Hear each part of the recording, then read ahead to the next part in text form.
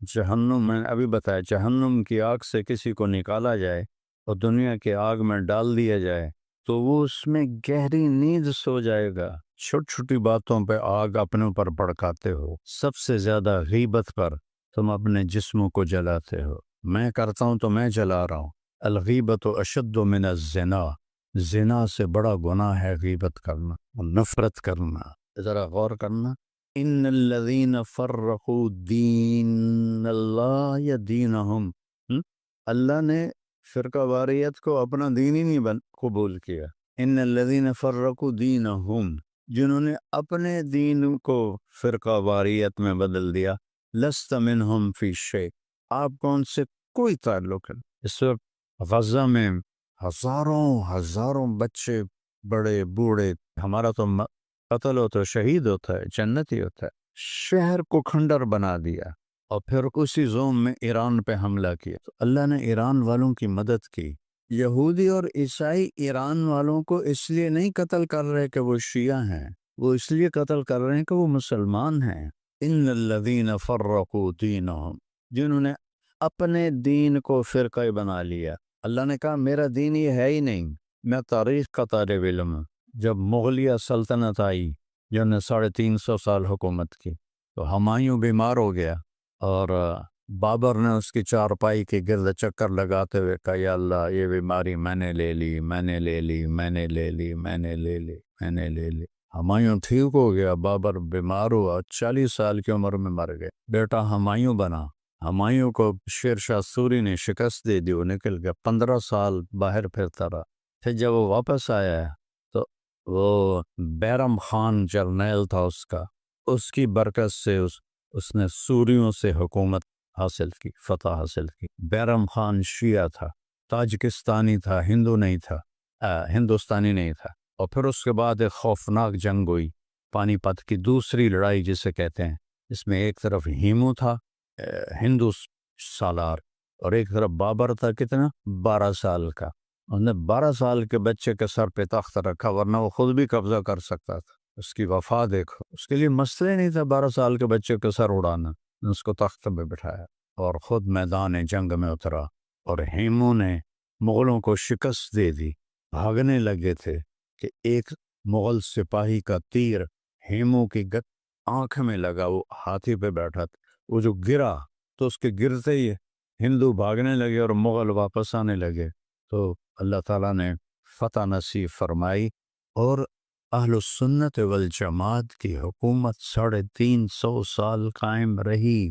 پھر 1761 14 جنوری بروز بدھ، احمد شاہ ابدالی، مراٹھے جن کو مرہٹے کہتے ہیں، وہ چھا گئے تھے پورے ہندوستان پر، دلی فتح کر لیا تھا، اور ان کے پیشوا نے کہا، ان کے بادشاہ کو پیشوا کہتے تھے، پیشوا نے کہا کہ جامع مسجد دلی میں شیو جی کا بت رکھو۔ شیو جی ان کا بہت بڑا بھگوان ہے، وہ بس ایسے اس کی شکل ہوتی ہے، کوئی اس کا چہرہ نہیں ہو تو بس ایسے شکل ہو۔ تو اس نے تیار کروا کے بھیج دیا کہ جامع مسجد کی دلی کی جامع مسجد میں شیو کا پتلا رکھو، کہ مراٹھے پونا سے نکلے اور دلی تک سارا فتح کیا، پھر پنجاب فتح کیا، ملتان فتح کیا، اٹک فتح کیا، پشاور فتح کیا۔ اتنی بڑی سلطنت کوئی ہندو قوم نہیں بنا سکی۔ تو احمد شاہ ابدالی کو شاہ ولی اللہ رحمہ اللہ نے بلایا کہ اگر تم نہیں آتے ہو تو یہ اسلام کا وہ حال کریں گے جو اسپین میں عیسائیوں نے کیا تھا۔ اس سے پہلے 4 دفعہ احمد شاہ ابدالی آیا ہے، لوٹ مار کرنے آیا ہے، اور بے دردی سے اس نے مغلوں کا خزانہ خالی تھا تو اس کو بڑا غصہ چڑھا، انہیں متھرا ایک ہندوستان کا مذہبی شہر ہے، اس پہ حملہ کیا، اور اپنے فوجیوں سے کہا جو سر کاٹ کے لائے گا 5 روپے فی سر، 5 روپے۔ تو اس کا پچھلا جو تاریخ تھی وہ انتہائی خوفناک تھی۔ میں کہتا ہوں یہ اس جنگ کی وجہ سے بخشا گیا ہوگا احمد شاہ ابدالی، تو وہ بھی بہت ظالم تھا اور صرف لٹیرا تھا، لوٹ مار کرنے آتا تھا۔ اس دفعہ وہ شاہ ولی اللہ کی دعوت پہ آیا، 30,000 اس کے پاس کل لشکر تھا، 1.5 لاکھ مراٹھوں کا لشکر تھا، 10,000 اس کا بیٹا لے کر آیا پنجاب سے، اس کا نام تھا تیمور، اور روہیل کھنڈ کا سردار نواب نجیب الدولہ 10,000 وہ لشکر لے کر آئے تو کتنے ہو گئے؟ 50. اب بھی 1 لاکھ کا فرق. تو سکھوں کو ہندوؤں کو اطمینان تھا کہ اودھ کی ریاست شیعہ ہے، وہ احمد شاہ ابدالی کی مدد بالکل نہیں کریں. لیکن پتہ اس وقت چلا جب شجاع الدولہ 20,000 کا لشکر لے کر احمد شاہ ابدالی کی فوج میں آ کے شامل ہوا، وہ ہو گئے 70,000. یہ لشکر شیعوں کا سبب بنا اہل سنت کی فتح کا. دل کے پھپھولے جل اٹھے سینے کے داغ سے، اس گھر کو آگ لگ گئی گھر کے چراغ سے. اور شجاع الدولہ کا لشکر پہلی صف میں تھا، سب سے زیادہ شہید اس میں ہوئے. اور ایک دفعہ ایسا لگا کہ جنگ بازی لے گئے مراٹھے، 1.5 لاکھ، پھر بھی یہ تھوڑے تھے 70,000. تو احمد شاہ ابدالی سالار بہت اچھا تھا، لٹیرا تو تھا لیکن سالار بہت اچھا تھا. اس نے 15,000 پیچھے چھپا کے رکھے ہوئے تھے کہ اگر قدم اکھڑے تو تازہ دم فوج لاؤں گا. تو مراٹھوں نے قدم اکھاڑ لیا، ان کے لوگ بھاگنے لگ گئے. تو پھر احمد شاہ ابدالی نے اس وقت 15,000 کا لشکر بیچ میں ڈالا. اور اسی اسنا میں ان کا جو سردار تھا وشواس راؤ بھاؤ، وہ قتل ہو گیا، اس کا بھائی قتل ہوا، اس کو فائر لگا. تو سدا شیو راؤ بھاؤ، نام بھی یاد آ رہے ہیں تمہاری برکت سے، سدا شیو راؤ بھاؤ کو گولی لگی، وہ گر کے مر گیا. تو وشواس راؤ وہ ہاتھی پہ بیٹھا تھا کہ اس نے دیکھا میرا بھائی مر گیا، تو اس نے چھلانگ لگائی اپنے بھائی کے لیے اور گھوڑے پہ چڑھ گیا. تو مراٹھوں نے دیکھا کہ ہمارا تو سردار کوئی نہیں، ہاتھی خالی ہے. اللہ نے ایسا روب ڈالا کہ سب بھاگ پڑے اور اللہ تعالیٰ نے شکست کو فتح میں بدل دیا. ابھی اللہ ان کی کیسی مدد کر رہا ہے. یہ کیسے نامراد لوگ ہیں جو اس وقت یہ فرقہ واریت کو آگ دے رہے. ہمارا اختلاف ہے، رہے گا، امہات العقائد میں ہے، لیکن ابھی وہ اس لیے نہیں مارے جا رہے کہ شیعہ ہیں، وہ اس لیے مارے جا رہے ہیں کہ وہ مسلمان سمجھتے ہیں. اللہ کے واسطے بیٹھا کبھی اس گندگی میں نہ پڑ، اس گندگی میں نہ پڑ. میرے نبی نے منافقوں کو سینے سے لگا کے رکھا. بریلیوں سے تمہیں نفرت، شیعوں سے تمہیں نفرت، اہل حدیث سے تمہیں نفرت، دیوبندی اہل حق نبیوں کے قریب قریب، باقی سارے جہنم کا ایندھن. کیا تم ظلم کرتے ہو؟ اللہ کی رحمت کو کیوں بند کرتے ہو؟ پتہ نہیں کس کی کیا ادا. ایک ذرہ ایمان بھی کسی کے اندر ٹک گیا، جنت اس کے لیے واجب ہوگی. بڑا دکھ ہوتا ہے، نہ مطالعہ ہے، نہ بصیرت ہے، نہ فراست ہے، نہ کوئی صحبت ہے کہ کوئی اچھے لوگوں کی صحبت ہی ہو. تو میں تو روز دعا کرتا ہوں. ہمارا نیا سال تو ہجری کے اعتبار سے ہوتا ہے تو وہ محرم ہو گیا ہے. اب آنے والا سال ہماری زندگی کا بہت بڑا حصہ ہم سے چھین کے لے جاتا ہے اور ہم بے بس ہو کر اسے دیکھتے ہی رہ جاتے ہیں. دنیا کی ہر چیز پر ہم نے اپنے پہرے بٹھائے ہوئے ہیں، لیکن وقت اور زندگی جو سب سے قیمتی سرمایہ ہے، روزانہ ہم سے گردش دوران، سورج اور چاند کی گردش، دن اور رات کا ہیر اور پھیر، کہ ہماری زندگی ہم سے چراتا چلا جاتا ہے. اللہ کا غیبی نظام ہماری زندگی سے ٹائم کو، وقت کو گھٹاتا چلا جاتا ہے، یہاں تک کہ ہر آنے والی وہ موت کو گلے لگا کر اللہ کے پاس پہنچ جاتا ہے. تو نئے سال کے حوالے سے دو باتیں کرنی. واقعہ کربلا کے حوالے سے تو میرے کلپ کافی چل رہے ہیں. ایک حدیث پہلے سناؤں گا، اس کے بعد 2 حدیثیں. اور میرے نبی نے ارشاد فرمایا کہ علموا اولادکم القرآن و محبتی و محبت اہل بیتی او کما قال. میرے نبی نے فرمایا کہ اپنی اولاد کو 3 چیزیں سکھاؤ. ایک قرآن سکھاؤ کہ قرآن زندگی گزارنے کا طریقہ بتاتا ہے. میڈیکل سائنس ہو یا انجینئرنگ سائنس ہو یا کائنات کا کوئی بھی علم ہو، وہ انسان بننا نہیں سکھاتا. اناٹومی پڑھ کے ڈاکٹر بن جائے گا. انسان بننے کے لیے قرآن پڑھنا پڑے گا، سیکھنا پڑے گا. تاجر، سیاستدان، زمیندار، بادشاہ، بیگم، ملکہ، رانی، فقیر، امیر، سب اس چیز کے محتاج ہیں کہ زندگی کیسے گزارنی ہے، اچھی زندگی جس پر اللہ بھی راضی ہو اور ہم بھی سکون سے رہیں. وہ قرآن کہ قرآن ان ھذا القرآن یہدی للتی ہی اقوم، یہ دعویٰ صرف قرآن کا ہے. میرا اللہ فرماتا ہے کہ صرف قرآن ہی ہے جو تمہیں صحیح زندگی گزارنے کا طریقہ بتاتا ہے۔ ہمارے گھروں کی زندگی انتشار کا شکار ہے، شادی ہوتے ہی طلاقیں ہو رہی ہیں، طلاقوں کی ریشو بڑھ رہی ہے کہ والدین اپنے بچے بچیوں پر صرف پڑھائی پڑھائی پڑھائی، اور ہمارے پاکستان میں پڑھائی تو ہے نہیں، صرف کاروبار ہے۔ تو بچے بچیوں کو پتہ ہی نہیں ہوتا جب شادی ہوتی ہے کہ زندگی کیسے گزار، ایسے والدین کو بھی نہیں پتہ ہوتا کہ ہم نے اپنی اولاد کو کس بنیاد پہ کھڑا کر۔ تو قرآن وہ زندگی بتاتا ہے جس پر چل کر ہر بڑا چھوٹا بڑی چھوٹی خوشگوار زندگی گزار سکتے ہیں۔ تو آپ نے فرمایا کہ اپنی اولاد کو قرآن سکھاؤ۔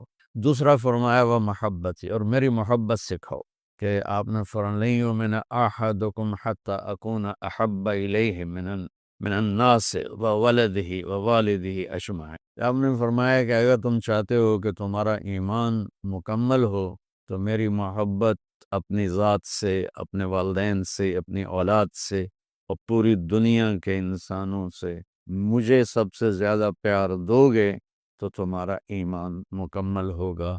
تو اللہ کے نبی کی محبت کے بغیر ایمان کامل ہو نہیں سکتا۔ اب محبت کا کیا پیمانہ ہے، کیا معیار ہے؟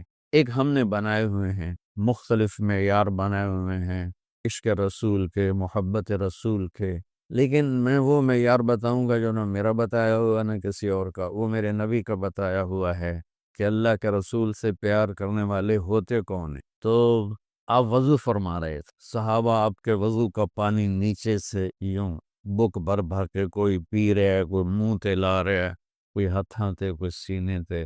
تو آپ نے پوچھا ما یحملکم علی ھذا، بھئی یہ کیا کر رہے ہو، کیوں کر رہے ہو؟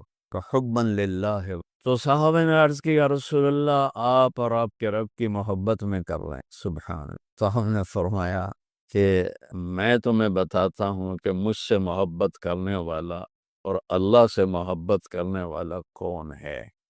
ایڈا سستا سودا نہیں ہے کہ صرف میرے وضو دا پانی تسی پی لو تے تسی میرے عاشق بن جاؤ، کہ وہ میں تمہیں بتاتا ہوں کہ اللہ اس کے رسول سے محبت کا پیمانہ کیا ہے۔ وہ پیمانہ ہے کہ اگر تم اس پر پورے اتر گئے تو دو طرفہ کام ہو جائے گا، تم اللہ رسول سے پیار کرو گے، اللہ رسول تم سے پیار کریں گے۔ تو اب نے فرمایا فَلْيَصْدُقِ الْحَدِيثَ إِذَا حَدَّثَ، جو مجھ سے اور میرے رب سے پیار کرتا ہے اس کی پہلی نشانی ہے کہ وہ ہمیشہ سچ بولتا ہے، کبھی جھوٹ نہیں بول۔ اس پیمانے پہ پاکستان کے 22 کروڑ انسانوں کو تولو تو چند ہزار ہی نکلیں گے، ورنہ میرے ملک پہ جھوٹ کی لعنت چھائی ہوئی۔ فَلْيُؤَدِّ الْأَمَانَةَ إِذَا اؤْتُمِنَ، جو مجھ سے اور میرے اللہ سے پیار کرتا ہے وہ کبھی کسی کو دھوکہ نہیں دیتا، ہمیشہ دیانتداری سے کام کرتا ہے، دیانتداری سے ہر ڈیل کرتا ہے۔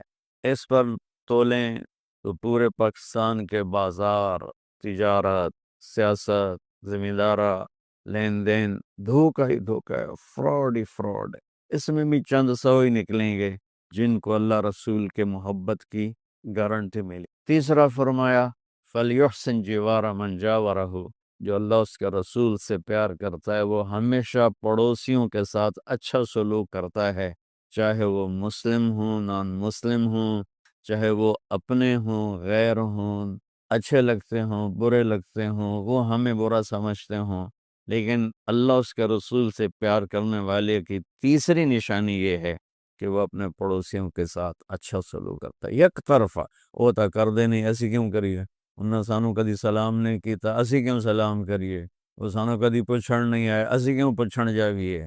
یہ عشق رسول کے دعوے دار تو ہو سکتے ہیں، اللہ کی بارگاہ میں ان کی کوئی گارنٹی نہیں ہے، یہ خارج ہے۔ اور یہ بھی ہمارا سارا معاشرہ میں دیکھتا ہوں تو انتقامی معاشرہ ہے۔ ہمارے علاقے کی مثال ہے جی، قدمہ دے قدم ہون دن، کیا مطلب کہ جو ہمیں پوچھنے آئے گا ہم بھی پوچھنے جائیں گے، جو ہمیں سلام کرے گا ہم بھی سلام کریں گے، جو نہیں کرے گا تو ایسا کیوں کریے۔ یہ میرے ملک کے اخلاق یہ ہیں، اور میرے نبی فرما رہے ہیں کہ مجھ سے محبت کی تیسری نشانی یہ ہے کہ وہ یک طرفہ ہو کر اپنے پڑوسیوں کے ساتھ اچھا سلوک کرتا ہے۔ تو اس حوالے سے نیا سال شروع ہو رہا ہے، ہم قرآن سیکھیں، اللہ کے نبی کی محبت سیکھیں۔ تیسری چیز فرمائی وہ محبت اہل بیتی، اور اپنی اولاد کو میرے اہل بیت کی محبت سکھاؤ۔ اس کے بغیر نہ ایمان مکمل ہے نہ زندگی مکمل ہے نہ راستہ طے ہوگا۔ کہ آپ نے فرمایا غدیر خم کے موقع پر جب آپ حج سے واپس تشریف لا رہے تھے کہ میں تم میں دو بڑی بھاری چیزیں چھوڑ کے جا رہا ہوں، اگر ان کو مضبوطی سے پکڑ کے رکھو گے تو کبھی گمراہ نہیں ہوگے اور مجھ سے عامل ہوگے۔ خلاصہ کے طور پر ایک میری کتاب اور ایک میرے اہل بیت۔ تو ہم نے قرآن کے ساتھ بھی ناانصافی کی ہے اور اہل بیت کے ساتھ بھی ناانصافی کی ہے۔ درد سے کہہ رہا ہوں یہ بات، میں فرقہ واریت سے بالا تر ہو کر یہ بات کر رہا ہوں کہ ہمیں اگر ان کے گھرانے سے پیار نہیں ہے تو وہ کیا ایمان ہے اور کیسا ایمان ہے۔ تو اللہ اس کے رسول نے جو محبت کی نشانی بتائی ہے وہ بھی میں نے بتا دی، اور جو اللہ کے نبی فرما رہے ہیں کہ 3 کام اپنی اولاد کو سکھاؤ: قرآن، میری محبت، میرے اہل بیت کی محبت۔ تو آؤ بھائی ہم اپنے ملک کے لیے بھی ایک اچھے پاکستانی بنے، سچ بول کے، دیانتداری، محبت، ایثار، وفا، صحیح تولنا، صحیح بولنا، اور ماں باپ کی خدمت، بیوی کے ساتھ اچھا سلوک، اولاد کے ساتھ محبت۔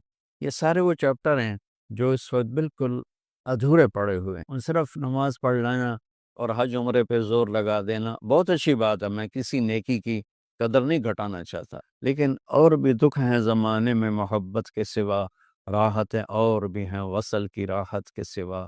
اسلام تو ایک زندگی ہے، یہ تو چند مختصر عبادات پوری زندگی پر تو نہیں ہے نا۔ اس لیے میری فریاد سنو اللہ کے واسطے، علماء سے بھی کہتا ہوں، خطیبوں سے بھی کہتا ہوں، اپنا مسلک پیش نہ کرو، اسلام پیش کرو۔ اسلام ایسی خوبصورت زندگی ہے کہ اس کا خریدار آپ کو ہر انسان بنے گا۔ آپ سن لیں گے تو آپ کا احسان ہو، آپ کر لیں گے تو آپ کی دنیا بھی بنے گی، آخرت بھی بنے گی، ورنہ فقیرانہ آئے صدا کر چلے، میاں خوش رہو ہم دعا کر چلے۔ وہ جو گیت تم نے سنا نہیں میری عمر بھر کا ریاض تھا، میرے درد کی تھی وہ داستاں جسے تم ہنسی میں اڑا گئے۔